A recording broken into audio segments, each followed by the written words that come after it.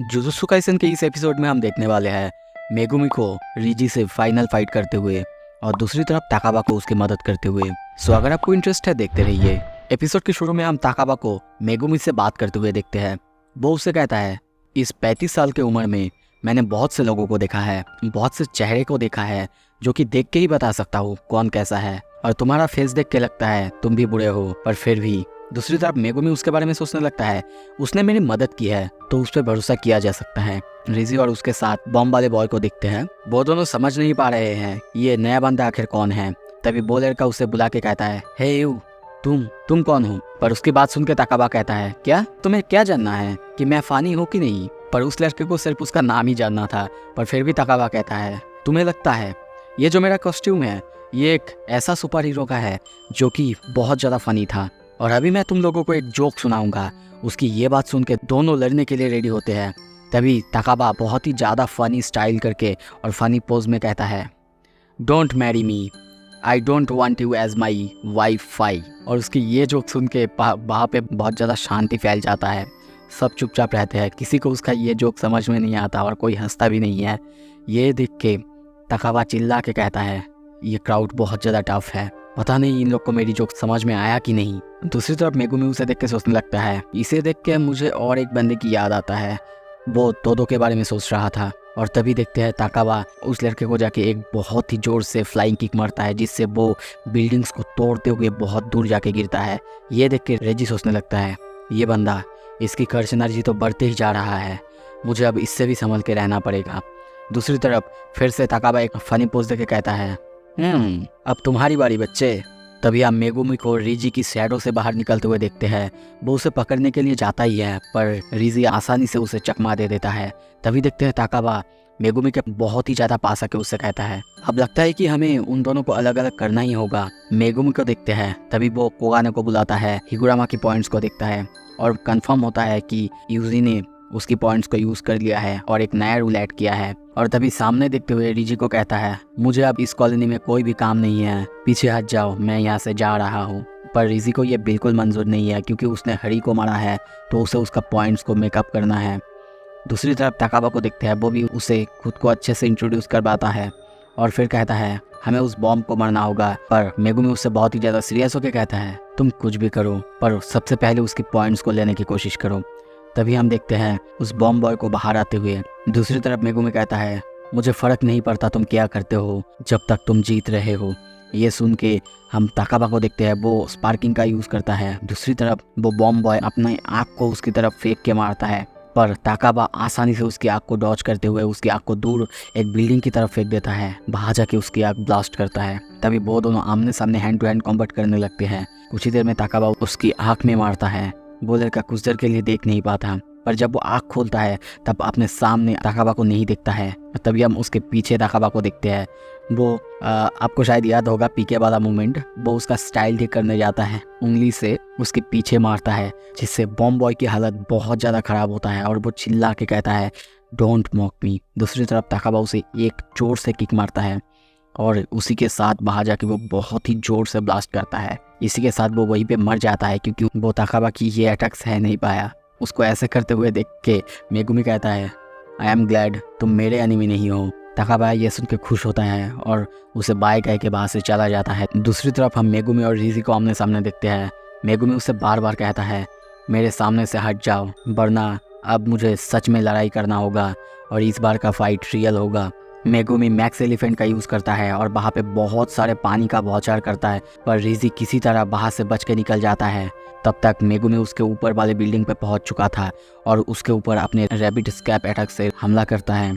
पर रीजी को देखते हैं, वो अपने रिसिप को एक नेट में ट्रांसफॉर्म कर लेता है, जिसमें सारे के सारे रैबिट्स अटक जाता है और रीजी फिर से अपना कॉन्ट्रेक्चुअल रिक्रिएशन का यूज़ करता है, जिससे उसके सारे रिसिप्ट्स नाइफ में बदल जाते हैं। मेगुमी किसी तरह उसके तलवार से बचने लगता है। रीजी उसकी इतने सारे रैबिट्स को देख के सोचने लगता है, ये शिकिगामी ये दूसरों से कुछ अलग है, मैं चाहे जितना भी मारूं ये बार बार अपेयर हो ही जा रहा है।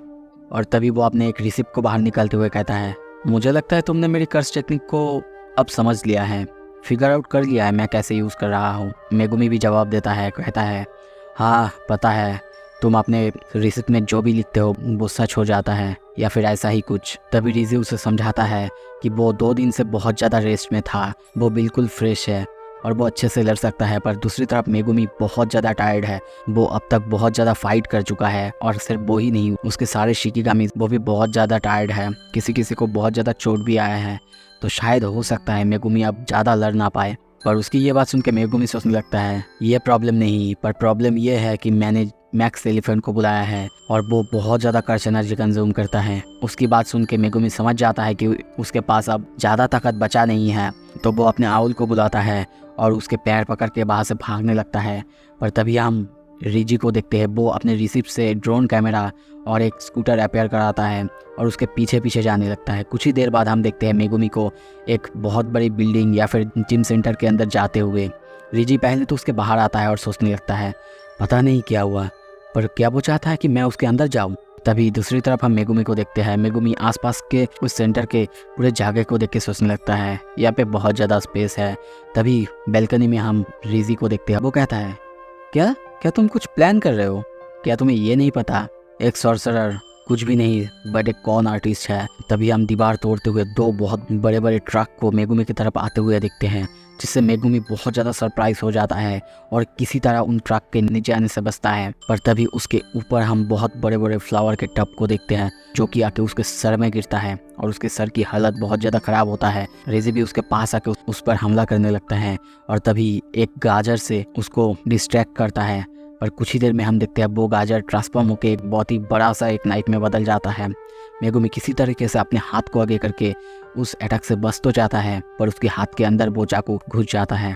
तभी देखते हैं रिजी अपना एक बहुत जोर से किक मेगुमी के ऊपर मारता है, जिससे अब मेगुमी की हालत बहुत ज़्यादा ख़राब हो चुका है। मेगुमी के पास अब और कोई रास्ता नहीं। और तभी हम देखते हैं मेगुमी कहता है domain expansion chimera shadow garden. उसकी डोमेन को देख के रिजी बहुत ज़्यादा चौंक जाता है और सोचने लगता है क्या वो इस लेवल का सॉर्सरर है?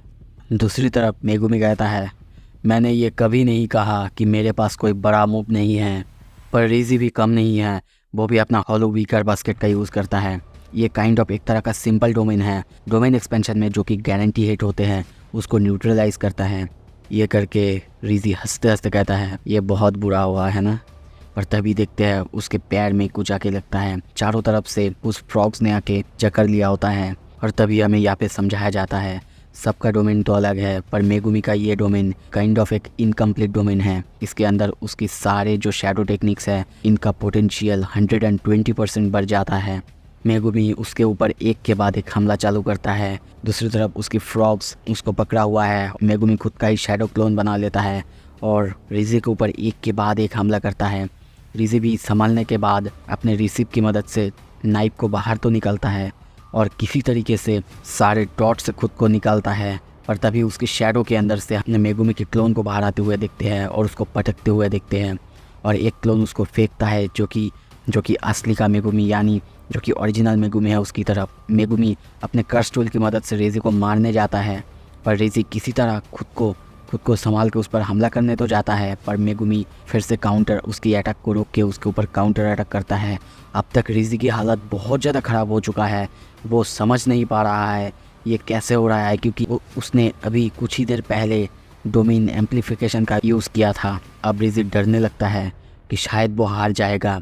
वो सोचने लगता है इस वक्त उसकी इस डोमेन के अंदर अगर उसने मैक्स एलिफेंट को बुला लिया, अगर उसने अपने वाटर की मदद से मुझ पर शावर कर दिया तो मैं यहाँ पे बच नहीं पाऊँगा और मैं हार जाऊँगा। पर तभी उसके मुंह पे हम थोड़ा सा स्माइल देखते हैं और वो कहता है पर मैं ये होने नहीं दूँगा। और तभी कुछ रिसिप्ट को वो ऊपर फेंकता है। मेगुमी समझ जाता है कुछ होने वाला है, न्यू को ऊपर जाके उन रिसिप्ट को रोकने कहता है। पर तभी रिजी कहता है तुम बहुत ज़्यादा स्लो हो। तभी हम 3-4 गाड़ी को मेगुमी के उस डोमेन के अंदर गिरते हुए देखते हैं। इससे वहाँ पे काइंड ऑफ बहुत ज़्यादा वेट पड़ जाता है। और तभी रिजी हंसते हंसते कहता है तो ये तुम्हारा डोमेन, ये तुम्हारा ही शैडो है, मतलब इसके अंदर इसके ऊपर जो कुछ भी है सबका वेट तुम पर जाने वाला है। हमें बताया जाता है उसने जो 3 गाड़ी को इस डोमेन के अंदर लाया है वो तीनों का वेट करीब करीब 2.4 टन है। मतलब मेगुमी को अब ये सारा वेट सहना पड़ रहा है। और तभी रिजी फिर से हंसते हंसते कहता है अब तो ऐसे कार्स मैं लाते जाऊंगा जब तक तुम्हारा खुद का वेट तुम्हें क्रश ना कर दे।